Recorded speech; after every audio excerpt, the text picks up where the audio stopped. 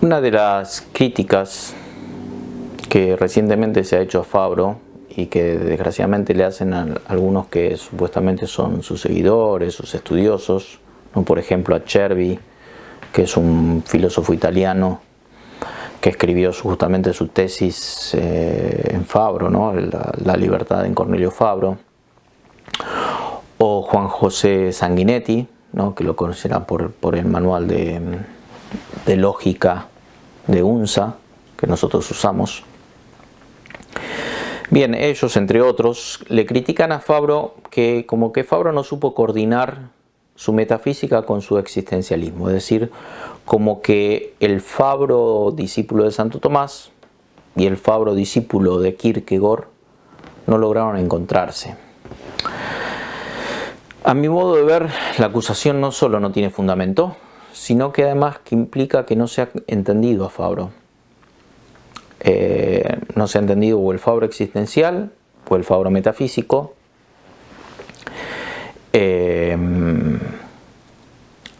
Ya que para entender bien la doctrina de la libertad de Fabro es necesario entender bien la doctrina de la participación o la doctrina del acto de ser de Fabro.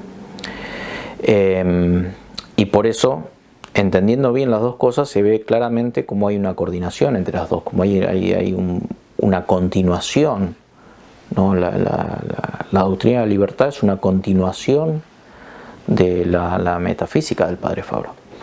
Por eso Fabro en el desarrollo de la doctrina de la libertad nunca perdió de vista la metafísica del ser, sino que la metafísica del ser está supuesta, y no solo está supuesta, sino que además es el punto de partida, como intentaré mostrar en esta charla.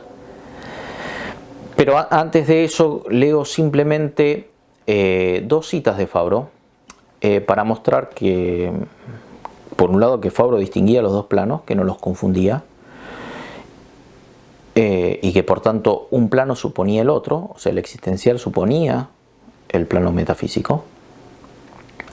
Y para mostrar además cómo Fabro, en el primer texto que voy a leer, muestra cómo él coordinó esas. No tiene ningún fundamento. Bien, el primer texto es de Reflexiones sobre la libertad. Ahí Fabro dice: la trascendencia del acto de ser y su pertenencia necesaria al espíritu finito se tiene por directa participación de Dios. O sea, plano metafísico absoluto. La trascendencia del acto de ser y su pertenencia al espíritu se tiene por directa participación de Dios. Y después va a decir ahora que justamente porque el ser es participado directamente del espíritu, es que el espíritu es libre y responsable de su destino, plano existencial. O sea que el plano existencial está suponiendo el plano metafísico. Así, todo singular, como ha mostrado también Kierkegaard, contra la disolución inmanentista, está constituido como persona. O sea, somos personas porque recibimos el acto de ser. Y se encuentra delante de Dios con la capacidad absoluta, esa es la libertad, esa capacidad absoluta, para la elección responsable del último fin. Y el segundo texto muestra cómo Fabro dice que hay que distinguir los planos. No hay que confundirlos para poder explicar bien la realidad. El plano existencial, el texto es de Acto Existencial e Empeño de la Libertad, un artículo de Fabro muy importante, muy valioso. El plano existencial de la libertad viene distinguido como objeto y método del metafísico del ser. Vienen distinguidos. En este, la libertad y todo atributo de la criatura es dependiente de Dios, como la naturaleza misma. O sea, en un plano metafísico la libertad es dependiente de Dios. Pero ahora va a decir, en un plano existencial, lo cual parece una contradicción y sería una contradicción si los ponemos en el mismo plano, ¿no? Pero justamente por eso hay que distinguir los planos. En el plano existencial es absolutamente independiente. O sea, en una es dependiente, en el otro es independiente. En aquel, la criatura espiritual, o sea, el yo concreto, es independiente. En aquel es en el plano existencial. Y es tratado a todo efecto sea de parte de Dios como de los hombres, o sea, Dios lo trata así, como sujeto responsable independiente. El fundamento de la distinción de los dos órdenes es metafísico y tiene su origen en la distinción real de intelecto y voluntad. Bien, entonces, como dije, el propósito de esta charla es mostrar cómo estos dos planos están coordinados y que no hay que perderlos de vista para entender correctamente, sea la doctrina del acto de ser, sea la doctrina de la libertad. Hago una aclaración breve antes de pasar al tema, y es que obviamente, dada la brevedad del tiempo, a lo largo de la charla yo voy a decir muchas afirmaciones, voy a sentenciar si se quiere, sin demostrar las cosas, porque obviamente no tenemos tiempo. Muchas de estas afirmaciones que yo voy a hacer la demostración es un libro de Fabro. O sea, son cosas que Fabro ha ido demostrando a lo largo de su vida, y yo simplemente he extraído para esta charla las conclusiones para justamente mostrar el fin de esta charla, que es justamente la coordinación en el pensamiento de Fabro, y cómo no hay una separación, como dos Fabros, ¿no? Que es justamente la acusación de la que digo que se le hace a Fabro, ¿no? Bien, el padre Fabro, como saben, casi desde el comienzo de su carrera filosófica, redescubrió la centralidad que tiene la doctrina del acto de ser en Santo Tomás de Aquino, gracias a la noción metafísica de participación. Por lo cual Fabro dice que la acusación esa que hace Heidegger del olvido de ser, dice, bueno, hay una excepción, Santo Tomás de Aquino, ¿no? Eso lo sabemos. Bien, pero es a partir justamente de esta solución que él intenta responder a las inquietudes presentadas, pero no resueltas por el pensamiento moderno. Y sobre todo que intenta responder esa pregunta fundamental que se hacía Kant en la introducción a la lógica, que es el hombre. Bien, por eso toda esta confrontación que hace Fabro con los autores modernos no solo lo lleva a denunciar y evidenciar las fallas del pensamiento moderno por estar ligados al principio de inmanencia, sino también a realizar una auténtica profundización de la filosofía de Santo Tomás, lo cual constituyó un aporte especulativo de gran importancia a la filosofía de Santo Tomás. Lo que podemos llamar, él hizo una auténtica expansión antropológica de la noción metafísica de participación. Bien, como digo, Fabro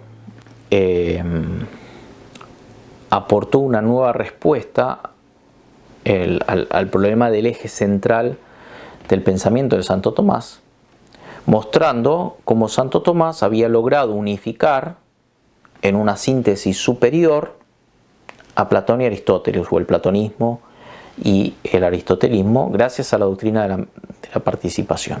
O sea, la doctrina de la participación elevada al campo de la metafísica muestra que hay una composición real en los entes finitos de acto de ser y de esencia, lo cual implica en sede metafísica la dependencia metafísica, ¿sí?, de todo ser finito o creado del ser infinito o del creador.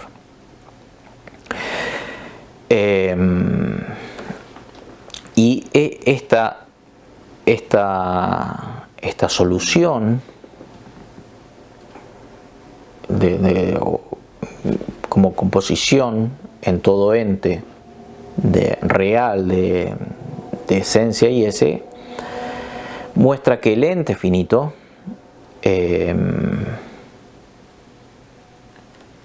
está compuesto, tiene dos elementos dos componentes reales.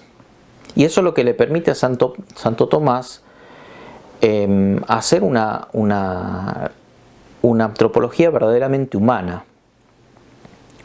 ¿no? Que obviamente el término es redundante, pero es antropología humana en contraposición a la antropología que sigue el principio de inmanencia, que podemos decir que es antihumana.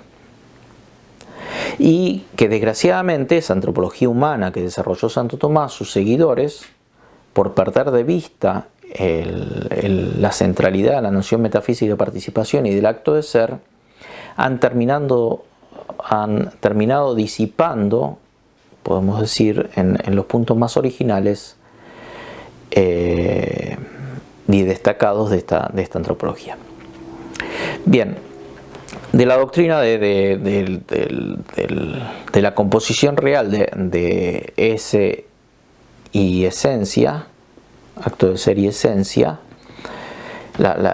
podemos decir, una primera conclusión es que como es el ser el acto primero del ente, y por tanto el acto de la esencia se comporta como potencia respecto del acto de ser, el acto de ser actualiza la esencia.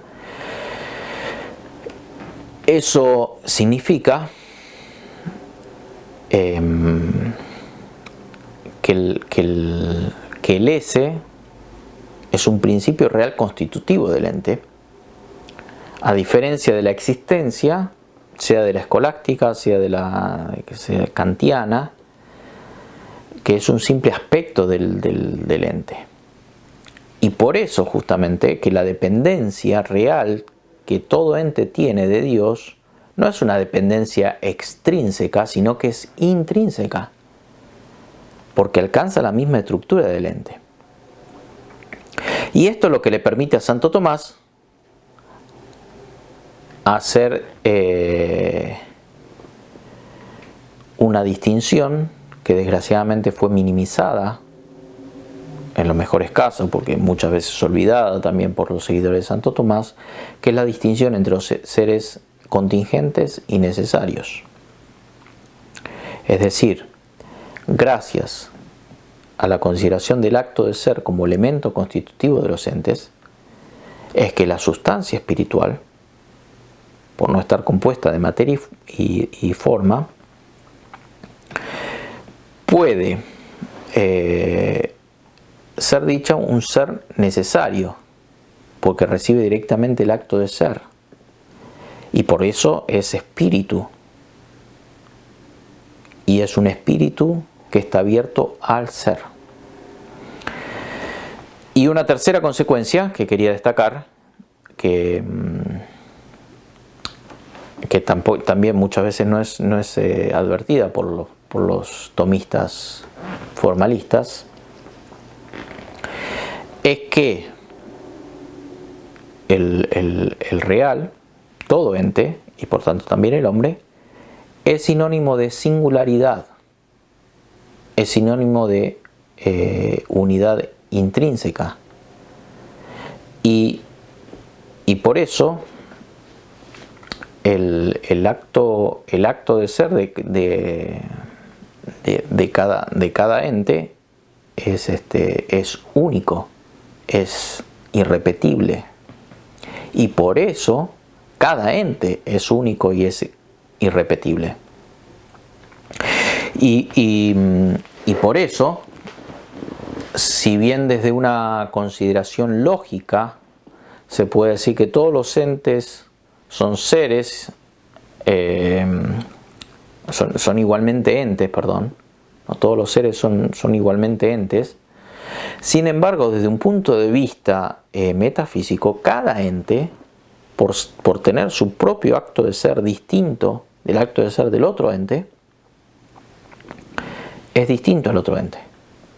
Y así todos los hombres, si bien desde un punto de vista lógico somos todos igualmente hombres, somos todos animales racionales, sin embargo, desde un punto de vista metafísico, no somos iguales, sino que cada uno tiene su propio acto de ser distinto al de los demás entes, al de los demás entes también, pero hombres, y tiene su propia esencia distinta a la de los demás hombres, lo que hace que cada hombre sea único y irrepetible.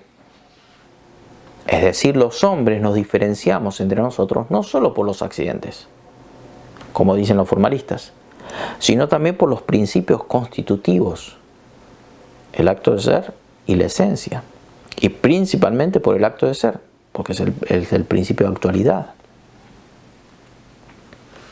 Y justamente por eso también la reflexión metafísica se diferencia de la reflexión formal, en cuanto que la reflexión formal busca la claridad nocional, ¿no? Y por eso busca las relaciones, subordinación, correlación. En cambio, la reflexión metafísica se fundamenta sobre la originalidad del espíritu y por tanto en la pertenencia intrínseca del ser al espíritu. Y fue la doctrina de la participación lo que llevó a Santo Tomás a tener esta concepción que es profundamente humana de la vida interior de cada hombre. Porque es gracias a la doctrina de participación que Santo Tomás entiende al hombre como una unidad intrínseca.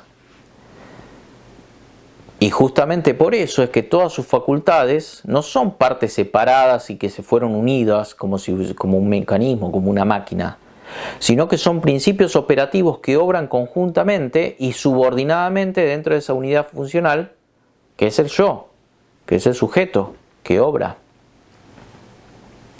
Y por eso las facultades inferiores necesariamente tienen que estar en contacto con las superiores, de las cuales porque son participaciones de la misma.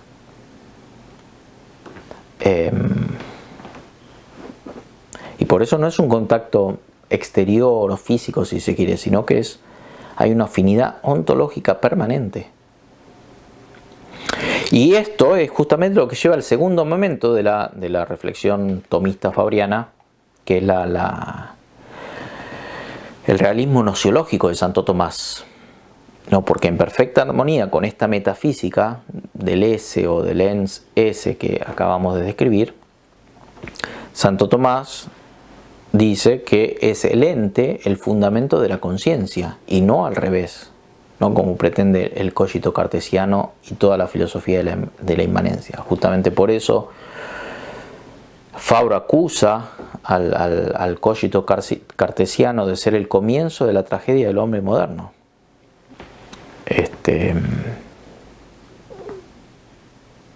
Porque lleva al hombre a un verdadero niquilismo.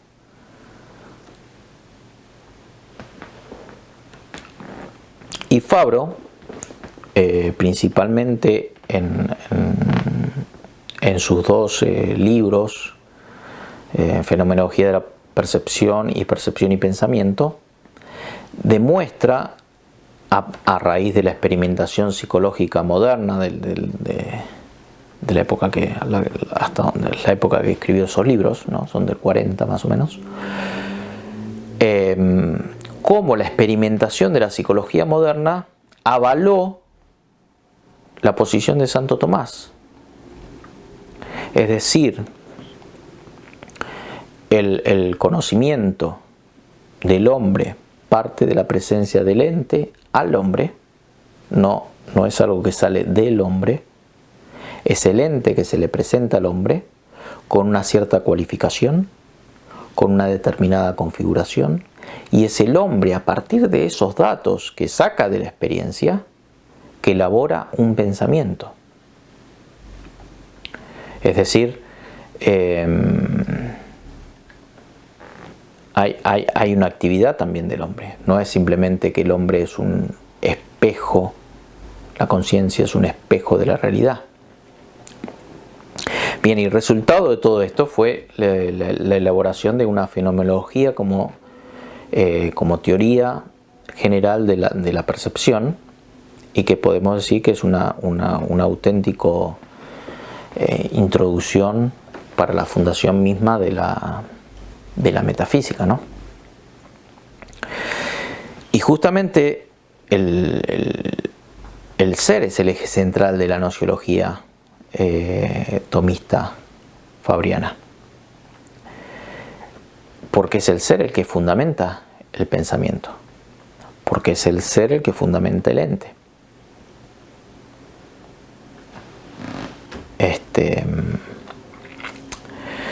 Bien, y para demostrar esto, Fabro, podemos trazar tres puntos en la gnoseología fabriana o tomista fabriana. Entonces, en primer lugar, Fabro lo que hace es demostrar la centralidad del acto de percepción, justamente para mostrar cómo el conocimiento empieza desde la realidad, y cómo el acto de la percepción es el modo normal, por decirlo de algún modo, por el cual conocemos. Y por eso hablar de percepción es hablar de una síntesis de pensamiento y sensibilidad, o mejor dicho, un pensamiento que incorpora la experiencia. La percepción no es ni puede ser una sensación pura o un pensamiento puro, sino que es un pensamiento vivido, es un pensamiento que incorpora los datos de la sensibilidad, ¿sí? Por eso la expresión típica, ¿no? Yo veo un árbol, veo es un acto de la sensibilidad, árbol es un concepto de la inteligencia, pero yo veo un árbol que es un acto de percepción. De hecho, el ejemplo que usa Fabro justamente necesitamos las dos cosas, necesitamos la sensibilidad o las facultades sensibles, y necesitamos la inteligencia. Y de ahí la unidad entre el conocimiento sensible y el conocimiento intelectual. Y de ahí que es arbitrariamente separados estos dos conocimientos por aquellos que a priori, sin ningún fundamento, niegan una de las dos realidades, o el conocimiento sensible o el conocimiento intelectual. Y justamente por eso Fabro dice que el acto de percepción no se puede atribuir a una única facultad. Sí hay una facultad que unifica todo, que dirige todo eso, que es justamente la inteligencia, que es el principio ordenador, y que por eso justamente es la inteligencia la que aprende propiamente la realidad. Y la inteligencia la que conoce la sustancia concreta, ¿no? Que es el segundo punto que quería remarcar de la gnoseología tomista fabriana, y es que la inteligencia tiene contacto con la realidad, y por eso la inteligencia no solo conoce el abstracto árbol, sino que conoce este árbol en concreto. Porque si el entendimiento no conociese lo singular, lo concreto, la vida sería imposible, o no podríamos usar la inteligencia para nuestra vida. No podríamos usar la inteligencia para pasar a la acción, porque la acción versa de lo concreto. Y justamente por eso Santo Tomás dice que el intelecto práctico y el intelecto especulativo son un mismo intelecto, y que necesita tener contacto con la realidad para poder conocer la realidad y para poder obrar, para poder moverse en la realidad.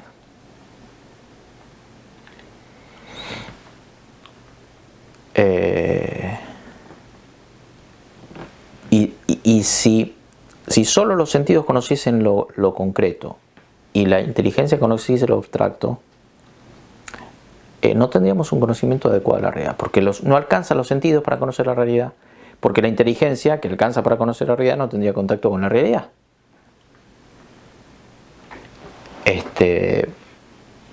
Porque cada sentido nos da un contacto parcial, nos da un conocimiento parcial de la realidad. Y por tanto necesitamos de todas las facultades para conocer la realidad, y no solo una. Pero sí necesitamos una que unifique los contenidos y que haga la síntesis, la sinopsis de la realidad, ¿no? Del aspecto accidental, del aspecto esencial. Y esa facultad no puede ser otra que el intelecto. Bien, y un tercer elemento fundamental en todo este conocimiento es justamente la interpretación que hace Fabro del problema del ser. Como el ser se presenta a la conciencia, y eso fue lo que le permite hacer una verdadera fundación crítica de la metafísica. ¿No? Porque si en sede metafísica nosotros decimos que es el acto de ser el fundamento de toda la realidad, justamente la inteligencia tiene que llegar a conocer ese ser. Y justamente es el acto de ser el que se tiene que hacer presente a la inteligencia. Y por eso, en la razón de ente, el principio de inteligibilidad y de verdad, ¿no? Sea objetivo como subjetivo, sea objetivo porque es el ser el que pone en acto la realidad, subjetivo porque es el ser también el que pone en acto nuestra conciencia.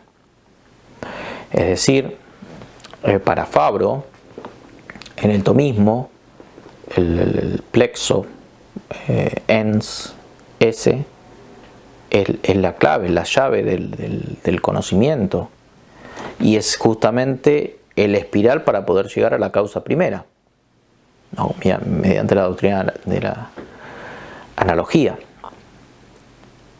porque las cosas se conocen en cuanto que están en acto, y el ente está en acto en virtud del acto de ser. Por tanto, es el ser el principio del conocimiento. Y de ahí la apertura infinita de la inteligencia, porque si el ser es infinito, hay una apertura infinita de la inteligencia, gracias a que llega al conocer el ser, cosa que no pasa en los seres inferiores, no conocen el ser. Y frente a toda esta reivindicación del fundamento de la conciencia en el ser, y sobre todo frente a esta reivindicación que hace por la disolución del idealismo, obrada por el idealismo, Fabro advierte que estos principios pueden ser llevados de un modo indiscutible al fundamento. Y justamente eso es lo que da origen al estudio de la libertad en Fabro. O sea, a lo que él llama las estructuras del espíritu, las estructuras que el espíritu produce en sí mismo. No, porque justamente el hombre es espíritu porque está abierto al ser. Y esta apertura al ser, que como recién dije, comienza con la inteligencia, porque la inteligencia conoce el ser, y la inteligencia al conocer el ser se da cuenta que el ser es infinito, termina con la libertad. Porque es la libertad, porque al hombre, por decirlo así, no le alcanza con conocer el ser, sino que quiere tender hacia el ser, quiere poseer el ser. Entonces termina con la libertad que hace al hombre tender hacia el ser. Y en ello justamente radica la dignidad del hombre, que lo pone por encima de los seres corporales. Y por tanto, el hombre tiene delante un horizonte infinito. ¿Gracias a qué? Gracias a que entra en contacto con el ser y a que puede tender al ser infinito, que es el fundamento. Y por eso el hombre, todo hombre, por ser libre, y en esto radica la libertad, es responsable de la propia vida. Y por tanto es el que tiene que realizar la fundación en el fundamento, su fundación en el fundamento, que es el ser. Entonces, es la comprensión del ser como acto que hace que el problema sea puesto en el ser y no en el contenido como hace la filosofía formalista. Porque el fundamento tiene que ser puesto en el acto. Porque el problema no puede ni debe ser puesto en el contenido, que es posibilidad y que empieza a ser realidad por el acto de ser.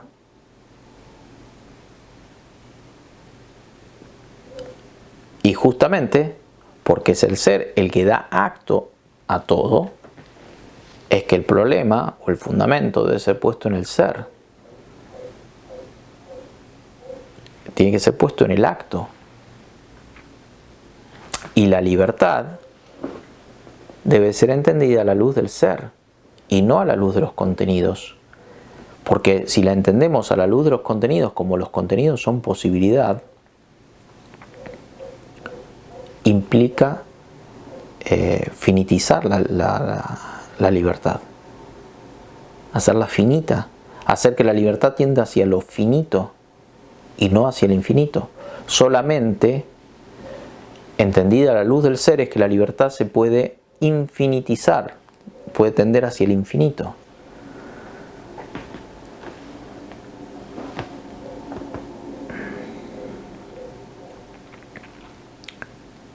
Y entonces ahí es que se comprende la libertad como apertura infinita. Por tanto, si queremos librar al hombre de la formalización que ha sufrido hasta nuestros días por los sistemas filosóficos, que son justamente sistemas porque han olvidado el ser, es necesario reivindicar la posición original del ser en la filosofía de Santo Tomás y de Fabro. Y justamente por eso sostenemos firmemente, no solo que no hay una fractura en la posición de Fabro, sino que hay una perfecta continuidad entre el ser y la libertad. Porque la libertad fabriana solo se puede entender a la luz del ser tomista, a la luz de la emergencia metafísica del ser, como acto que pone en acto todas las cosas y como acto que hace que cualquier cosa sea acto.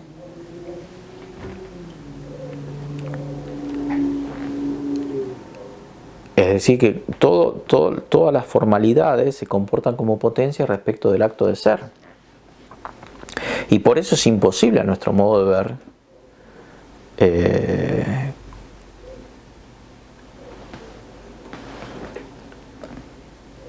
¿cómo decir? Es imposible comprender la libertad como el punto culmen de la espiritualidad humana si la vaciamos del acto de ser, si la vaciamos del ser, o si reducimos el ser a la existencia. Porque si el ser es reducido a la existencia, la perfección no está en la existencia. Pues la existencia solo dice que es real, la efectualidad real.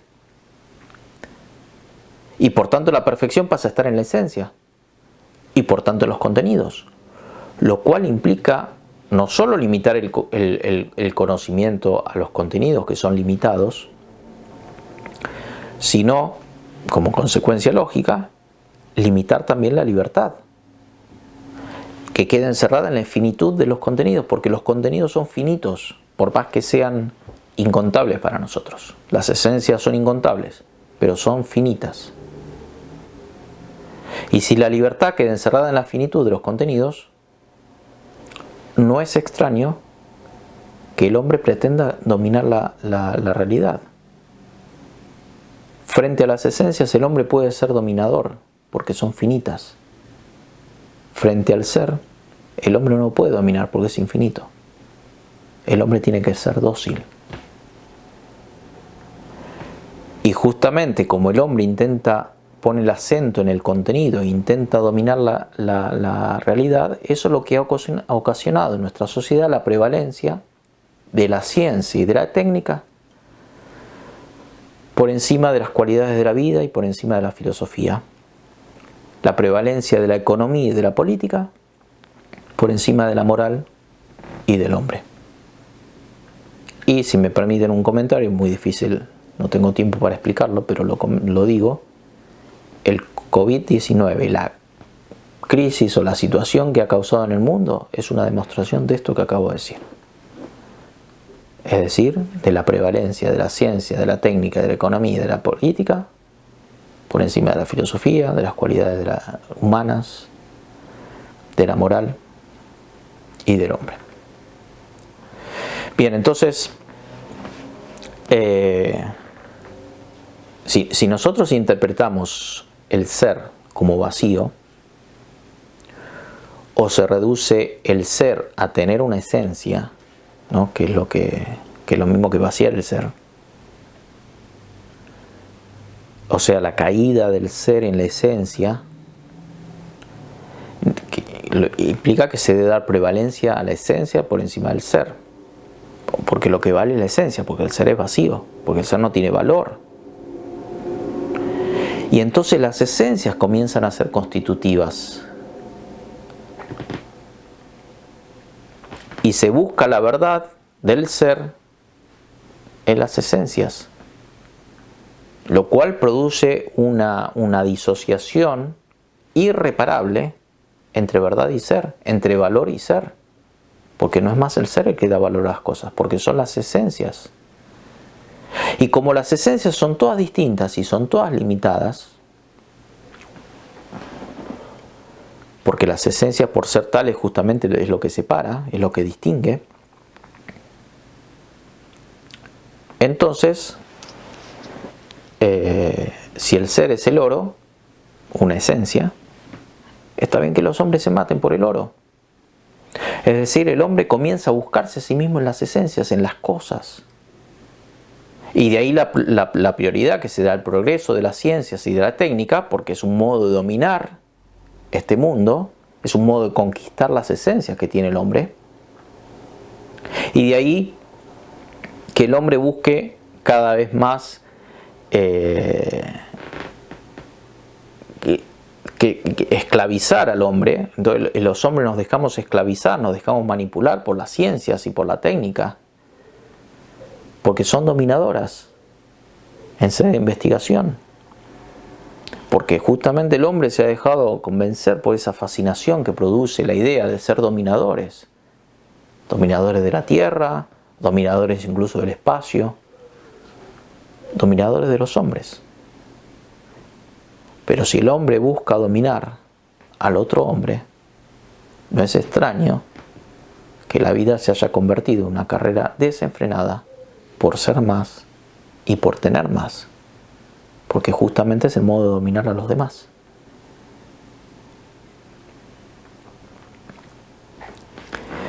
Y en todo este proceso de dominación, que va en crecimiento constante, tiene un papel fundamental la pérdida del ser como horizonte de la vida del hombre. Y es justamente ese horizonte el que ha querido reconstruir nuestro gran filósofo, el padre Cornelio Fabro. Nada más, muchas gracias por haberme escuchado.